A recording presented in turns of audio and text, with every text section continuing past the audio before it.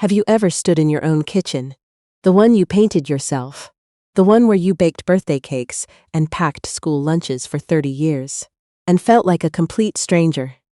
That's where I was. Standing at the counter, with a mug of Earl Grey going cold in my hands, staring at a piece of paper I was never supposed to find. My name is not important right now. What matters is that I am 63 years old.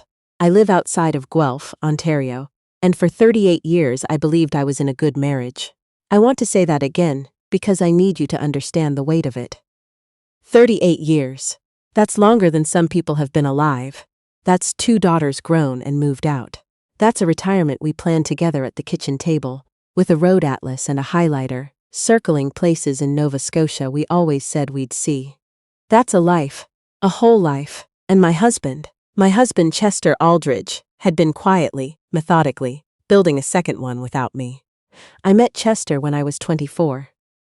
I was working as a bookkeeper for a small construction firm in Hamilton, and he came in to pitch a roofing contract. He was charming in that easy, unhurried way that certain men have, the kind of man who makes you feel like you're the only person in the room. We got married 2 years later. It was a simple ceremony.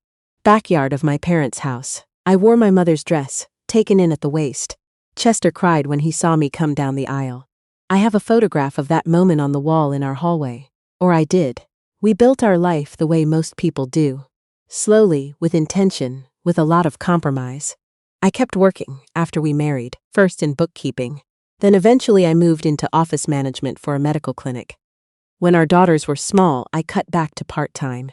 Chester had started his own property management company by then, Aldridge Property Solutions. And things were going well enough that we didn't need my full salary to get by. I want to be honest about something. Chester was never cruel to me. He never raised his voice. He was a steady, dependable presence. He remembered anniversaries. He shoveled the driveway without being asked. For a long time I thought that was enough. I thought that was what love looked like after the excitement wore off. A kind of quiet reliability. I stopped working entirely when I was 51. Chester had suggested it, and I won't pretend I wasn't relieved. My mother was ill by then, and the girls were both in university, and there was a lot to manage. It made sense. I told myself it made sense. What I didn't notice, what I chose not to notice, perhaps, was that over the years, Chester had gradually shifted all our finances out of my hands. Not dramatically, not all at once, just slowly, the way water moves stone. The joint account became a household account I drew from for groceries and utilities. The investment accounts, the rental income, the business accounts, all of it moved under Chester's name or the company name. He was the one who dealt with the accountant. He was the one who filed our taxes. When I asked about money, he would say, "Don't worry about it. Everything's taken care of," and I believed him, because why wouldn't I? He was my husband. The piece of paper I found that morning in October was a wire transfer receipt. It had fallen out of the pocket of Chester's fleece vest, the one he'd left draped over the kitchen chair the night before. I picked it up thinking it was a grocery receipt. It wasn't. It was a transfer of $42,000 from an account I had never heard of, something called Meridian Holding Group, to a recipient listed only by initials. VF. I stood there for a long time. I set it down on the counter. I picked it up again. I read it again. I put it back in his pocket, exactly as I found it, and I went upstairs and I sat on the edge of our bed, and I looked at the carpet. I did not cry. I am not sure why. I think some part of me had always known, not this specifically, but that something was not quite right. There are moments in a long marriage where you feel a door shut that you didn't hear open. You don't ask about it because you don't want to know the answer. I knew the answer now. I didn't say anything to Chester that night. He came home. We had dinner. He watched hockey, I read. Normal. Completely normal. I watched him from across the living room and I thought, who are you? He caught me looking and smiled. Everything okay? Fine, I said, just tired. He nodded and turned back to the TV. I went to bed before him and lay in the dark, listening to the sounds of the house I had lived in for 31 years. And I made a decision. I was not going to panic. I was not going to confront him. I was not going to give him the chance to explain it away, minimize it, make me feel foolish for asking. I was 62 years old, and I had spent nearly 4 decades managing this household. raising children, supporting a man and his business. I had given up my income and my financial independence and my own sense of self, piece by piece, year by year. I was not going to hand him my dignity as well. I was going to find out exactly what was going on, and then I was going to decide what to do. I started carefully. I still had some bookkeeping instincts from my early career, and I knew enough to know that if Chester had a separate account I'd never seen, there was likely more. While he was at the office the next day, I went through the filing cabinet in his study. Chester had always handled the papers, but I knew where he kept things. We'd lived in the same house for over 30 years, and a woman who runs a household knows where everything is, whether she's meant to or not. What I found took my breath away. There were account statements for 3 accounts I had never been shown. Meridian Holding Group, the name from the wire transfer, was one of them.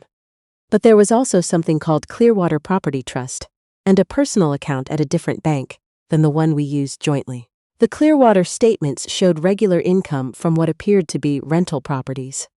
Properties I had never heard Chester mention.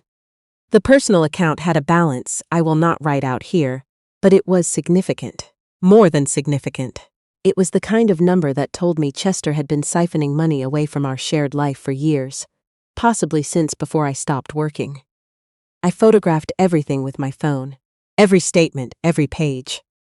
My hands were steady. I surprised myself. There was one more thing in that cabinet. Near the back, in a plain manila envelope, there were a series of emails printed out. I don't know why Chester printed them. Chester printed everything. He never trusted digital files, which is something I had always found endearing, and now found almost funny. The emails were between Chester and a woman named Vivienne Farrow. They were not work emails. I sat on the floor of his study for 20 minutes reading them. I'm not going to describe what they contained in detail, partly for my own dignity, and partly because the content matters less than the timeline. The earliest email in that stack was dated 9 years ago. 9 years. Our youngest daughter, Beatrice, was just finishing high school. We had taken a family trip to Prince Edward Island that summer. I had photographs of the 4 of us on the red cliffs at Cavendish. 9 years. I put the emails back. I put everything back exactly as I found it. I stood up, smoothed my slacks, went downstairs, and made myself a cup of tea. I called my daughter Beatrice the next morning from my car, parked in the lot behind the public library where I knew Chester would not see me. Beatrice lives in Vancouver now with her partner. She is practical and sharp, and has her father's head for problem-solving, which I have always been grateful for and which I was particularly grateful for now. I told her everything. There was a long silence on the other end of the phone. Then Beatrice said, "Mum, don't do anything yet. Don't say a word to him. I'm going to make some calls and find out who you need to talk to." She called me back within 2 hours, with the name of a family law lawyer in Kitchener, a woman named Sandra Kovacs. Beatrice had already done research. Sandra Kovacs had 20 years of experience, a reputation for being thorough, and a particular expertise in cases involving hidden marital assets. I made the appointment for the following week. I want to tell you what that week was like, living in that house with Chester, eating dinners together, watching him read the newspaper in his chair in the morning, listening to him talk about a roofing project he was managing in Cambridge. I want to tell you that it was unbearable. And it was, but it was also clarifying. Every ordinary moment felt like it was being lit from a different angle. I saw our marriage the way you see a room when the power goes out and someone finally finds a candle. All the same furniture, all the same walls, but everything looks strange and a little unfamiliar. I slept well. Oddly, I had stopped crying over this man before I had even started. I don't think that means I didn't love him. I think it means I had spent so many years pushing my own instincts down that when they finally rose to the surface, they came not as grief but as clarity. Sandra Kovacs was not what I expected. She was younger than me, maybe early 50s, with close-cropped hair and reading glasses pushed up on her head, and a calm, precise way of speaking that made me feel, for the first time in weeks, that someone was entirely in control of something. I laid out everything I had found, the photographs of the statements, the account names, the emails from Vivienne Farrow. Sandra listened without interrupting. She made notes. When I was done, she set her pen down and looked at me. This is significant, she said. If these assets were accumulated during the marriage, which it appears they were, then under Ontario family law, they are subject to equalization. He has been very careful, but careful is not the same as untraceable. She told me what my rights were. She told me what the process would involve. She told me it might take time. That cases like this, with hidden assets and corporate structures, often do. But that the financial picture I was describing was one the courts take seriously. She also told me something I hadn't fully considered, that the family home, which was in both our names, was something I should not leave voluntarily. Don't go anywhere, she said. Stay in that house. Don't change your behavior. Don't give him any indication that something has changed. I told her I had not. She nodded, as if this was exactly right. Good. Before I left, Sandra also told me something else. She said that she could prepare the separation agreement and the application for the division of property, and that when the time came, I could choose how to deliver it. I thought about that on the drive home. I thought about the filing cabinet. I thought about the manila envelope with Vivienne Farrow's name, at the top of 37 printed emails. I thought about Chester, who had spent 9 years keeping secrets in that cabinet, trusting that I would never look. I thought, he trusted that cabinet the way I once trusted him. I want to describe Chester's safe, because it matters to the end of this story. It is a floor safe, bolted to the concrete under the carpet in the corner of his study. Chester installed it himself about 15 years ago, made a bit of a production of it, told me it was for important documents and jewelry, and some cash in case of emergency. I had never had the combination. I had never asked for it. In 38 years of marriage, I had accepted, without question, that there were things in that house that were Chester's and not mine. About 6 weeks after I met with Sandra, while Chester was in Cambridge for a site inspection, our older daughter, Rowena, came to visit. Rowena is 36. She lives in Ottawa with her husband and our 2 grandchildren. And she had driven down without telling Chester, because I had finally told her what was happening. Rowena, unlike Beatrice, did not take it calmly. She sat at my kitchen table with tears running down her face, and she said, "Mum, how long have you known?" "A while," I said. "Does he know that you know?" "No." She wiped her eyes. "What are you going to do?" I told her the plan. Sandra had prepared the documents, everything was ready. And I had decided, on a Wednesday morning 2 weeks earlier, while I was watering the plants in Chester's study, how I was going to deliver them. Chester kept a small magnetic box under the second shelf of the filing cabinet. I had known it was there for years. I had seen it when I was looking for a stapler once, years ago, and assumed it was spare keys. I had never mentioned it.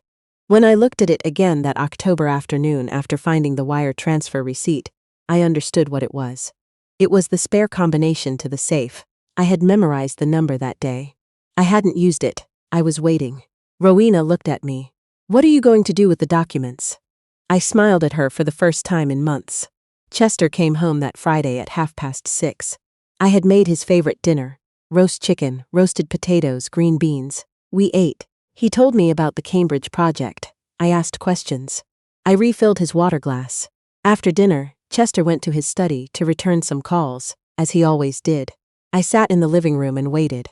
The separation agreement and the property applications had been inside his safe since Thursday morning, slipped neatly into a plain white envelope, set on top of the lockbox where he kept his cash and the business seals, and, I now knew, statements for all 3 of his hidden accounts. I had put them there while he was at work. I heard the sound of the safe opening, that small mechanical click, and then the soft hump of the heavy door swinging on its hinges. I had heard that sound before, muffled through the wall many times over the years. I had never thought much about it. There was a silence. Then there was a longer silence. Then Chester's voice from down the hall, not raised, just, strange, hollowed out. "Meredith! That's my name, Meredith." He said it again. "Meredith!" I set down my book. I walked down the hall. I stood in the doorway of his study and I looked at him. Chester was on his knees on the carpet in front of the open safe. He was holding the white envelope. He had opened it, because the flap was torn. He was looking at the papers inside. He looked up at me. I don't know exactly what he expected to see on my face. Guilt, maybe. Tears. Some version of the woman who had always smoothed things over. who had always accepted the explanation, who had always said, fine, and meant I'm afraid to push. I don't think he expected what he actually saw. I looked at him for a moment. Then I said, very quietly, I know about Meridian Holding Group. I know about Clearwater Property Trust. I know about the account at Laurentian Bank. I know about Vivienne Farrow. I have known for 2 months. My lawyer's name is Sandra Kovacs, and her number is on the top page. Chester stared at me. I suggest, I said, that you call her on Monday. And I turned around and walked back to the living room, and I sat down, and I picked up my book, and I did not cry. The months that followed were not easy. I want to be clear about that, because I think it does a disservice to women in similar situations to make it sound simple. It was not simple. There were difficult conversations and difficult silences, and there were nights when I lay awake staring at the ceiling and felt the full weight of what had been lost. Not the marriage, exactly, but the version of my life I had believed I was living. Chester did call Sandra on Monday. He retained his own lawyer. The process took 14 months in total. Sandra had been right about the assets. The courts in Ontario take a dim view of financial concealment in a marriage. And Chester's careful construction of Meridian Holding Group and Clearwater Property Trust ultimately worked against him. His attempts to shelter assets in corporate structures were, as Sandra had predicted, traceable. I received what I was entitled to. More than that, actually, because the penalties for asset concealment are significant. Beatrice flew back from Vancouver twice during that year. Rowena drove down every few weeks. My friends, women I had known for decades, women I had shared school pickups and book clubs and Sunday morning walks with, rallied around me in a way I had not expected and was deeply grateful for. Chester moved out in February. I kept the house. I had a locksmith replace the floor safe with a new one. My combination. Only mine. And Vivienne Farrow? Chester's lawyer mentioned early in the proceedings that their relationship had ended. Apparently, the discovery of the divorce papers in Chester's safe had not been the event Chester had kept from her either. She, too, it turned out, had been receiving a carefully managed version of the truth. I felt sorry for her. Briefly. Then I stopped. I have been asked by a few people what made me stay quiet for those 2 months, rather than confronting Chester the moment I found the wire transfer receipt. I've thought about this a great deal. The honest answer is that I knew. Instinctively, the way women who have spent decades managing households and relationships know these things, that if I confronted him in that kitchen, I would lose the advantage. He would apologize, he would explain, he would find a way to make me feel that I was overreacting, that I had misunderstood, that the kindest interpretation was the correct one. He had been doing that for 38 years, and I had been accepting it. The difference, that October morning, was that I had stopped accepting it. I am 63 years old. I have 2 daughters I am proud of, 2 grandchildren who call me Nan, a house in Guelph that is entirely mine, and a financial situation that is, for the first time in over a decade, fully visible to me. I manage my own accounts now. I have a meeting with a financial advisor every quarter. I know exactly what I own, exactly what I spend, and exactly what I have saved. I also took down the wedding photograph from the hallway. Not in bitterness. I want to be clear about that. I took it down because I am trying, carefully and deliberately, to be honest with myself about the life I am actually living, rather than the one I thought I was.